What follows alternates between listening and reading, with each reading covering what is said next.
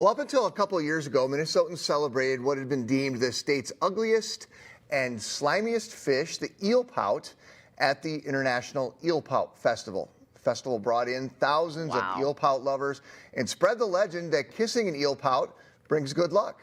Tonight Show even did a feature about the festival back in 2009. Well, unfortunately, the event is no more, but you can still go and fish for eel pout, and you can have a good time doing it. Matthew Brewer is the owner and the operator of North Country Guide Service, which is based in Bemidji. He's joining us via Zoom to tell us a little bit more about the eel pout and how he's working to protect the species. Hi, thanks for being with us, Matthew.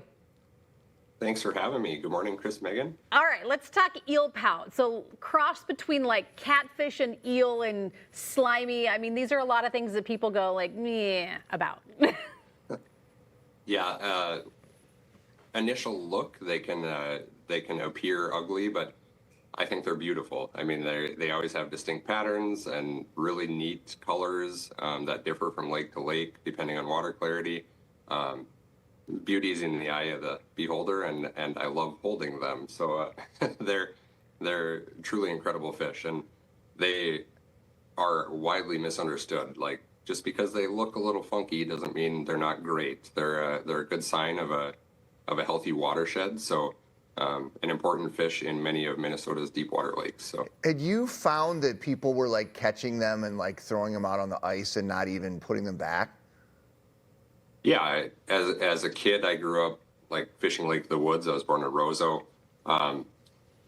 You would see them littered all over the ice, and they were considered a trash fish. And many people probably still consider them a trash fish. But many of us are celebrating the fact that they are now welcomed as a game fish as of a few years ago, recognized by the DNR.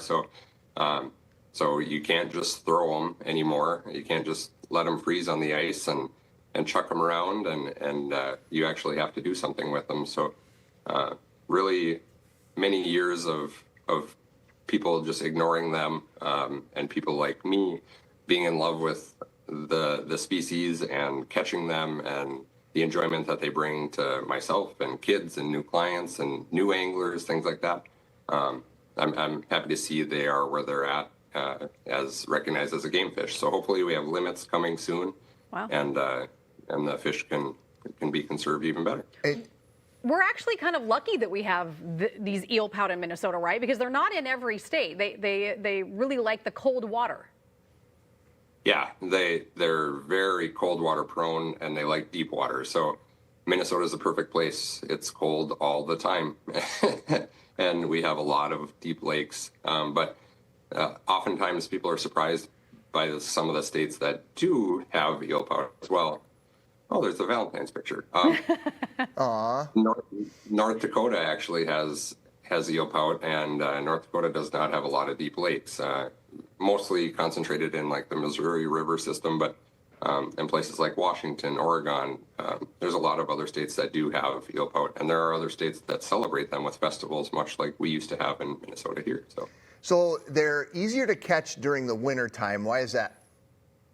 So they become very active during the cold, and also they spawn under the ice. So as with every other fish, when spawning gets close, the fish become really active. They're trying to pack on the pounds. They want to be able to make it through spawn healthy with enough energy. So we're lucky enough that it gets cold here and the fish become really active, and they come out of that summer lethargic state and become really active like late fall, and then really ramp up in February and into the beginning of March when spawn happens. And then they try to regroup some of that energy after spawning, so they'll feed heavy again after spawn for a little bit before they kind of go dormant again once the ice breaks up for us. So yeah, it's like it's a working man's fish. They don't really start biting until winter, when we're all bored and we have nothing to do anyway, and they don't start biting until dark. So you can go work all day and then head out on the lake and start your fishing adventure and still make it home in time for like a late supper. And in the summer, there's a million other things to do. So who wants to go chase eel pout? So they're like the perfect Minnesota fish. All right, you mentioned you can still make it home from supper, and Chris mentioned something at the beginning of this show that caught my attention. Do people really, really say that eel pout are the poor man's lobster? Yeah, everybody says they're the poor man's lobster. If you talk to anyone about eel pout here in northern Minnesota, it's one of the first things they say. Oh yeah, poor man's lobster, and half of the people haven't even tried them. It's just become a stigma. But they are freshwater cod. They're the only member of the cod family that lives in freshwater, so everybody loves cod, right? And they are delicious, and they do have like a firm white meat that is very susceptible to being poked with a toothpick and dipped in some butter. So it's just natural. It works out perfectly, and they are quite delicious. Okay, that's one way to make them, but there's a couple other recipes that use soda. Tell me about that. Yeah, so when people started tinkering with different recipes, kind of in the days of online forums, you had people saying that things like Mountain Dew or 7-Up were great to boil them in. And it does. It gives them like an added sweet flavor, and it actually turns the meat kind of green.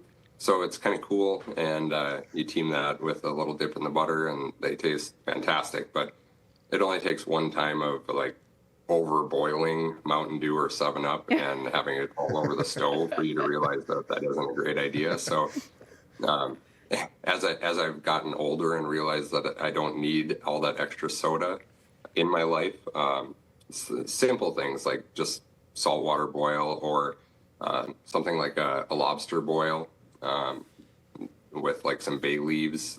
That's a fantastic recipe. And then you just chunk it up and dip it in butter. But you can also fry it just like any other fish. Yeah. Like I said, it's a nice firm white meat, and you can make them a variety of different ways. But the whole lobster thing is kind of stuck. So chunks dipped in butter, perfect.